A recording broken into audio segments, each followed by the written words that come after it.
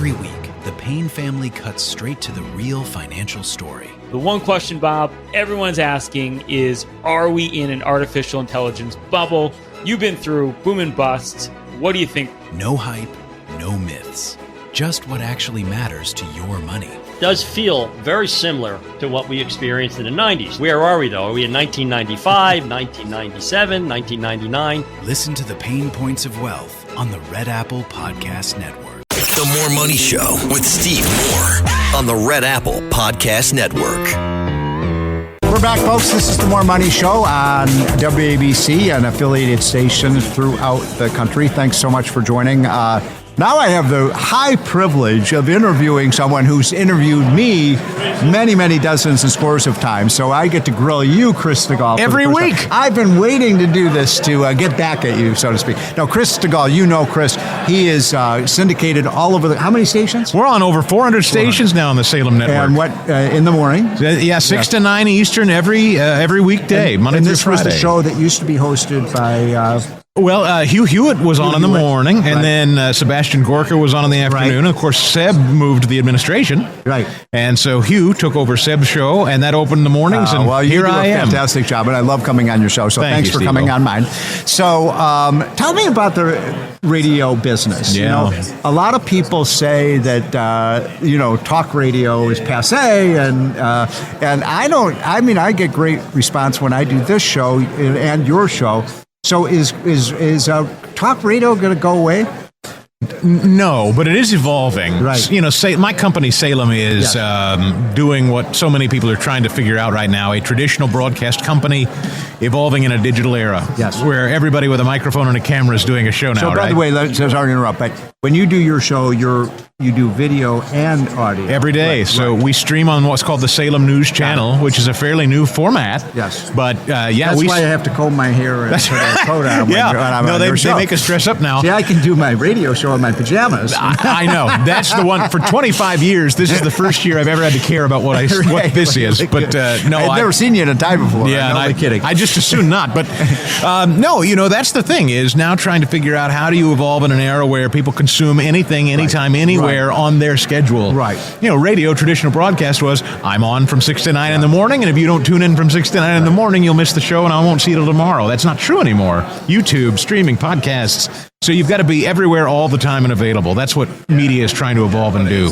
So one of the things I found with this show is, we have an older audience. Sure. I'd say most of our listeners are in their 60s, 70s, even we have people in their 80s and 90s listening. God bless them. We try to attract the younger, and we do get some young. Do you find that to be a more older audience that's listening to your show, or what are the demographics? Yeah, I think broadly speaking, the demographic is what's called 35 to 64 in traditional broadcast terms. That's sort of the wheelhouse. I have heard all my life since I've been in talk radio. And how many years has that been? Yeah, since 2004. Okay. 20 years. Yeah. And I have heard all along, how do we make it younger? How do we make it younger? And the answer is, people that listen to talk radio are people that have lived lives, frankly. That's true. And I don't know how else to say it. I don't mean to insult younger people, but younger people's priorities are just not the same as older folks' priorities, and that's okay. It's just that their headspace is not where a lot of people who are older's headspaces are. Now, do you take listeners on callers? Callers, I do. So yeah. I want to ask you a question, because I've always said that, one of the reasons that Rush Limbaugh was so ahead of the curve on politics over everyone else, and especially politicians, is he was talking to real people every single day. Yes. And he knew where the puck was going before anybody else did. Do you find that? And I find that to be true. I learn so much from my listeners. Every week, the Payne family cuts straight to the real financial story. The one question, Bob, everyone's asking is, are we in an artificial intelligence bubble? You've been through boom and bust. What do you think? No hype, no myths. Just what actually matters to your money. Does feel very similar to what we experienced in the 90s. Where are we, though? Are we in 1995, 1997, 1999? Listen to the Pain Points of Wealth on the Red Apple Podcast Network. AI is incredible. It can teach you how to fry an egg and even write a poem, pirate style. Yarr! But it knows nothing about your work. Slackbot is different. It doesn't just know the facts, it knows your schedule. It can turn a brainstorm into a brief, and it doesn't need to be taught. Because Slackbot isn't just another AI, it's AI that knows your work as well as you do. Visit slack.com/meet Slackbot to learn more. Does it ever feel like you're a marketing professional just speaking into the void? But with LinkedIn ads, you can know you're reaching the right decision makers, a network of 130 million of them, in fact. You can even target buyers by job title, industry, company, seniority, skills, and did I say job title? See how you can avoid the void and reach the right buyers with LinkedIn ads. Spend $250 on your first campaign and get a free $250 credit for the next one. Get started at linkedin.com/campaign. Terms and conditions apply. Well, the holidays have come and gone once again, but if you've forgotten to get that special someone in your life a gift, well, Mint Mobile is extending their holiday offer of half off unlimited wireless. So here's the idea. You get it now, you call it an early present for next year. What do you have to lose? Give it a try at mintmobile.com/switch. Limited time 50% off regular price for new customers. Upfront payment required. $45 for 3 months, $90 for 6 months, or $180 for 12-month plan. Taxes and fees extra. Speeds may slow after 50 gigabytes per month when network is busy. See terms. What do you have to say about it? Every day. Yeah. There is no one in my audience that doesn't know something more about everything that I bring up than they do. Right. So I never assume any day of the week that I start a show that whatever I'm about to talk about, there isn't somebody that knows more. You have to come to it with some element of humility, I think. You do. To admit what you don't know. Exactly. And people trust a host, I think, that says, I don't have that answer, or I may have gotten that wrong. And that's the era, frankly, in the digital era, Steve, what's so dangerous, everybody's trying to be splashy and get downloads and clicks. Accountability is really lacking in our business, though. So true. And I'm willing to say, I said last week or last year XYZ was going to happen. Boy, did I get that wrong. There's something to being able to come back and own. A little humility. I didn't get it wrong. I didn't get it right. So I find the same thing to be true, Chris. And I'm talking to Chris Stigall, who is, of course, a nationally syndicated radio host all over the country with Salem, 400 plus 400 stations now, yeah. And so I love doing Chris's show. One of the things I've found, I wondered, I'd like your reaction to this, is I actually encourage people to call in when they disagree with me. Please. Because I want to hear their argument. And sometimes, by the way, they can make very persuasive arguments. How about you? Front of the line, every time. If you've got something to say, and I always tell people, they want to argue on social media, hey, I do a show and the phone line's open. Call in, please. Let's have it out in public. I call it freedom of speech radio. Amen. Absolutely. We should encourage more of that. I'm all for it. And so what are the issues that when you take your callers from all over the country, what are people concerned about now? Whether it's true or not, Steve-O, and it's something I've been, I know what you're going to say. Go ahead. Yeah, we're here at the Republican... we're in the caucus room and then their study committee is what they're called, which I didn't really know a lot about. But I'm telling these Republicans, whether it's real or whether it's imagined, people are telling me things are unaffordable. Yes.